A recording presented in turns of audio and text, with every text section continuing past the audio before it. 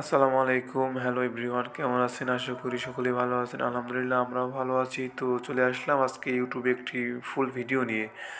তো আমাদের মামা ভাগ্নে একটু ফ্রি টাইমে কাজ করতেছি। তো নওগাঁ জেলা নিয়ামতপুর আমাদের বাসা।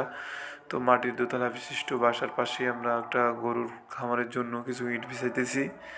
মামা ভাগ্নে অনেকক্ষণ ধরে একটা পরিশ্রম করতেছি এবং বাসায় দেখতেছেন কিছু চীনা হাঁস। আমার বাসায় চীনা হাঁস, রাজহাঁস, অনেক কবুতর, আরও আনুষঙ্গিক অনেক কিছুই রয়েছে, বাট সকলের মাঝে এগুলো তুলে ধরতে পারি নাই। তো আস্তে আস্তে দেখতে পারবেন ইনশাআল্লাহ, সকলেই ফুল ভিডিওটি দেখবেন। এবং ভিডিও করতেছে আমার বোন, ওই যে দেখতেছেন চীনা হাঁস আমার নানি বের করে নিয়ে আসতেছি।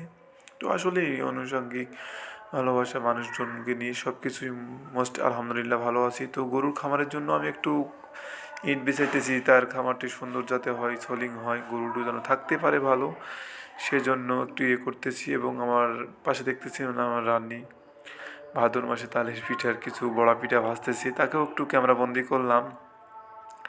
কারণ ভাদর নানির রুমে, তো নানির রুমে কী কী আছে সেগুলো দেখবো। হ্যাঁ, ওখানে আমার এক ফুফাতো ভাইয়ের ছেলে, সে বাসায় বসে আছে, তার সঙ্গে ডাকাডাকি করতেছি এবং তাকে দেখতেছি। সে বলছে, মামা কী করতেছেন, কী করতেছেন বলে সে সামনে আয়া পড়ছে।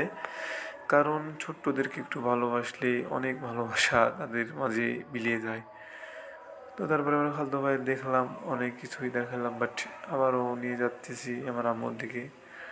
তো আবার চলে গেলাম, ধানের পিঠা বড়া সে ভাজতেছে, এগুলো দেখবো। কারণ প্রকৃতির মাঝে যে অনেক বিরাজ করে, কত সুন্দর হাঁস এবং একটি ছাগল, অনেক সুন্দর পরিবেশ, এবং সেগুলো নিয়ে আলহামদুলিল্লাহ অনেক ভালো আছি। তো আমরা চলে গেলাম আমাদের পাশে, তো বাড়ির সাইডে যে একটা মনোরম পরিবেশ দেখতেছেন, গরু দুইটা শুয়ে রয়েছে এবং হাঁসের খামার, এবং কিছু কবিতর আবারও আমার দিকে ক্যামেরাবন্দি করলো। তো অবশ্যই সকলে ফুল ভিডিওটি দেখে ইউটিউব চ্যানেলটি সাবস্ক্রাইব করে লাইক কমেন্ট শেয়ার করে পাশে থাকবেন। আসসালামু আলাইকুম।